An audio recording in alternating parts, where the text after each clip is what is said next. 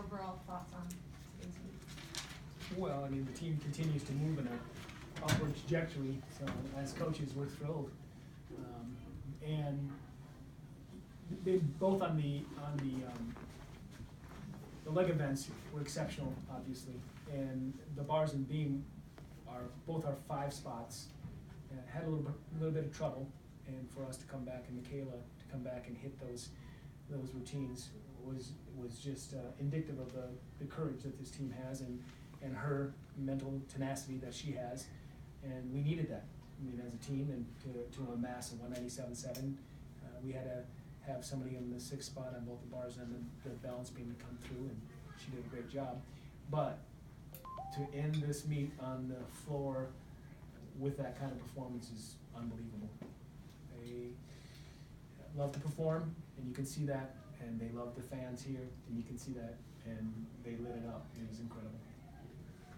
That makes back-to-back weeks for McKenna winning the all-around, and I know that in the past she hasn't always been the most consistent in the previous years, and this year she just keeps getting better and better every week. Just why is that? You know, she's in a good spot. She determined that she wanted to have more fun this year, and her preseason was different. The way I watched her preseason, she was intentional on each turn, didn't take things for granted, saw a physical therapist, you know, like they all have. At their high-level athletes, they all have something, and was disciplined with her physical therapy and the things that she needed to do with our medical training staff, and wanted to prove that she can reach her potential. So it's been great, and you can see with Lee and Skinner and Reinstadler and McKenna and Merrill. I mean, you've got 4 really good all-around choices that a lot of other teams in the NCAA are envious of. How was it to get Kari back in the all-around, because she hasn't been on that all year, and you took her off of the BYU one because she tweaked her ACL?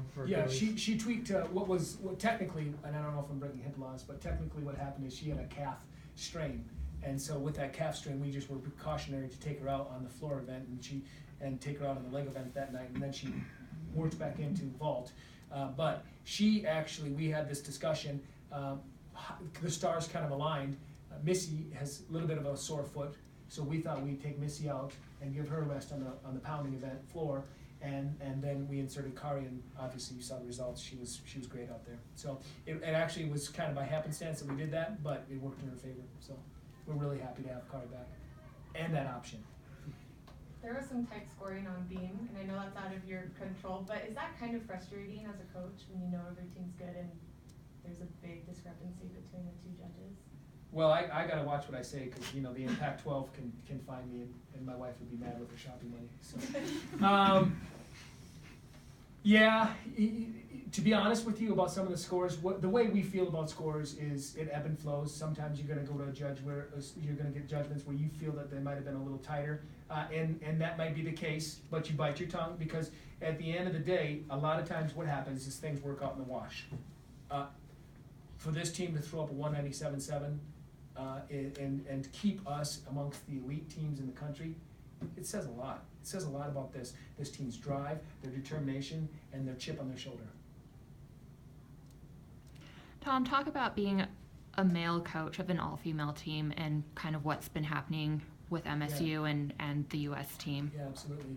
You know, it's always, I was a young head coach at a school many years ago, and I never took my position lightly, being a male coach, working with young females. And so you have to respect their parameters and the boundaries, and realize that these young women, you've got to be very professional with them, but also caring.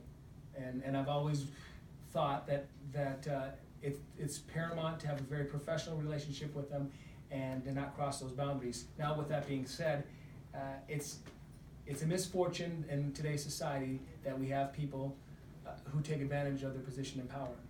And it's wrecked many children's lives and families' lives, and there are many people who are going to be reeling with this for a long time.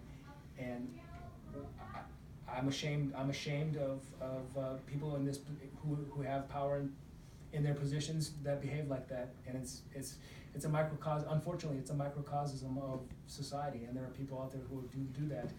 And we, and including myself, we're gonna wear these teal ribbons in support of all the victims. And we're thankful that they came out with the courage to stand up, and we hope Larry Nassar never sees the light of day again. It'd be so easy for that to turn into kind of a witch hunt. What do you feel like as coaches you guys have to do in order to keep things in line and show an example too? Yeah. Well, the first thing we want to do to show an example was to support those victims that were victimized, and so that's the most important thing, is to continue to show support, but also continue to raise awareness. And I think a small gesture, wearing the teal ribbons of the coaching staff and also the girls, is a small gesture for us to show awareness and support for the community during this healing process. It seems like you've got just an awesome combination of talent and togetherness, and Yeah. just in the spirit of that mid-season report card, you know, how high is the ceiling for these girls? I've been here for almost a decade, and this is definitely a special group. And they said that right out from the start. So they wanted to be a premier team, they wanted to be an elite team, they wanted to be a feared team. Thank you. Thanks, Coach. Thank you.